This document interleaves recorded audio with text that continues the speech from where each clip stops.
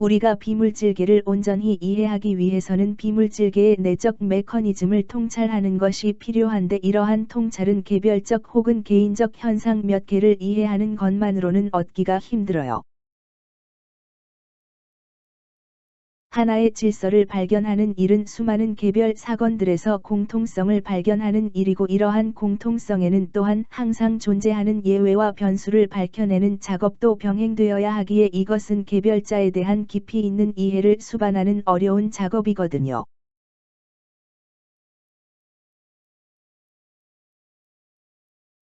그리고 우리가 비물질계의 질서를 언어라는 불완전한 수단을 통해 모두를 말씀드리고 이것을 전부 이해시켜드리는 데에는 한계가 있을 수밖에 없고요.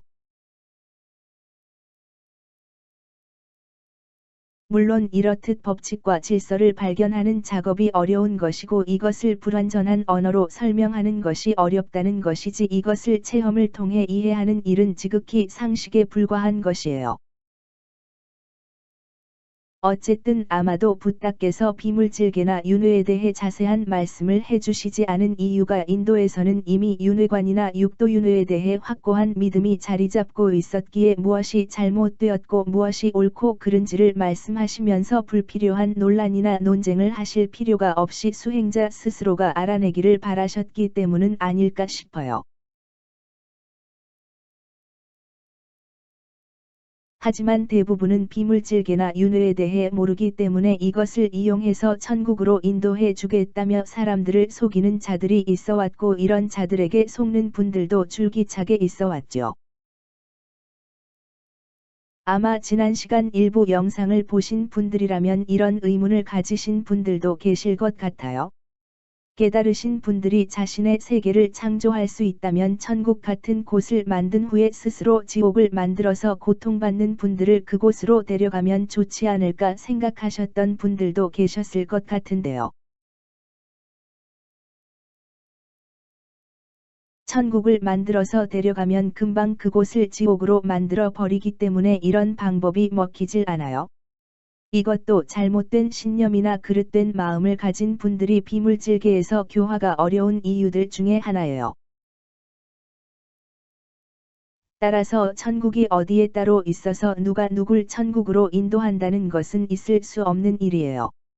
다만 그 생각과 마음을 바꾸어서 스스로 천국을 보게 하는 것이 진정한 의미의 구원이고 중생구제라고 말씀드렸어요.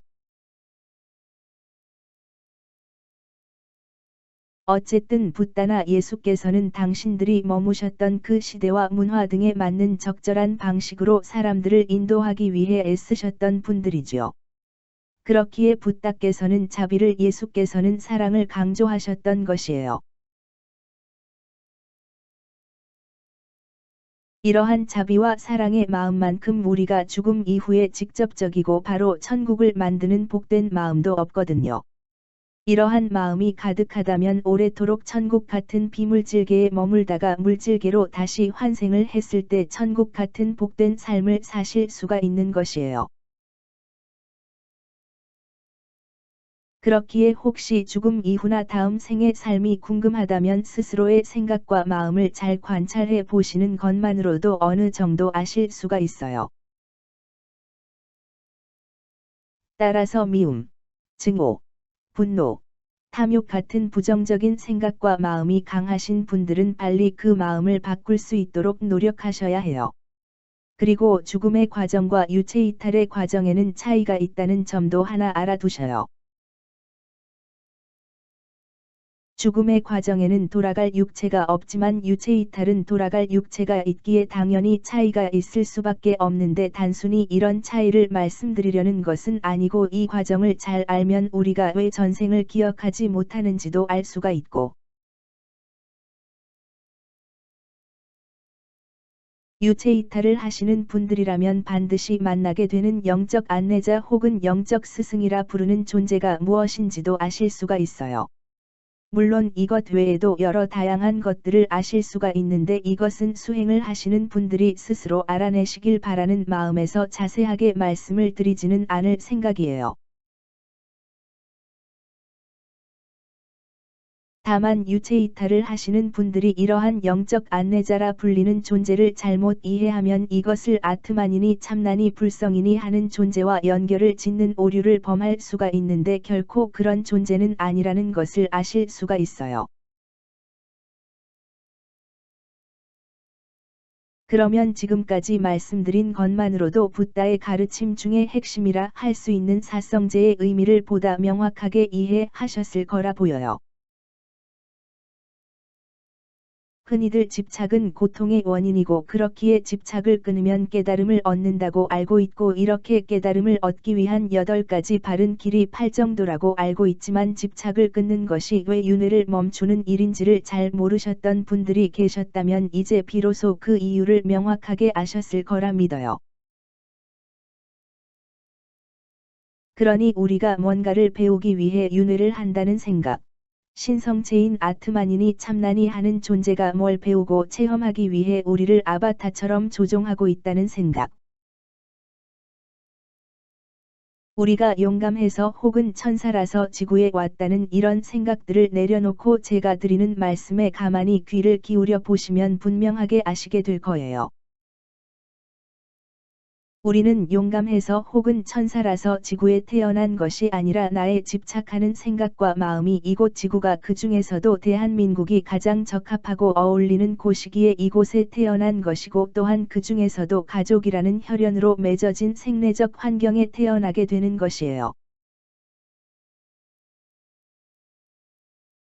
그렇기에 내가 태어나면서 물질계를 창조했다는 말은 이것이 비유적인 표현이라면 모를까 실제로 물질계를 만들어냈다는 의미로 사용한다면 물질계와 비물질계의 차이를 모르고 윤회의 과정을 모르기 때문에 생겨나는 말로 옳지 않은 말이에요.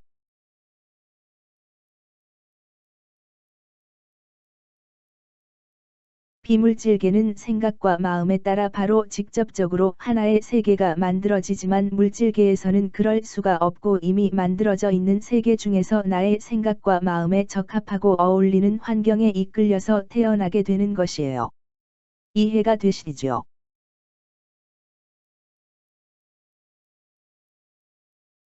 그러면 오늘은 여기까지 할게요. 그리고 이자벨라님의 질문에 대한 답글은 음성 녹음을 안 했으니까 천천히 읽어보셔요.